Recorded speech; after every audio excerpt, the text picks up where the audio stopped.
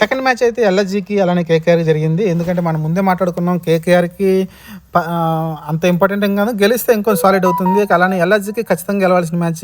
వాళ్ళు ఈ మ్యాచ్ ఓడిపోయారంటే కొంచెం టేబుల్లో వెనకబడిపోతారు, అలానే క్రిటికల్ అవుతుంది. ప్లే ఆఫ్కి వెళ్ళే ఛాన్స్ అయితే ఖచ్చితంగా గెలవాలనుకున్నాం. కానీ ఎల్ఎస్జీ అయితే చాలా దారుణంగా ఓడిపోయింది.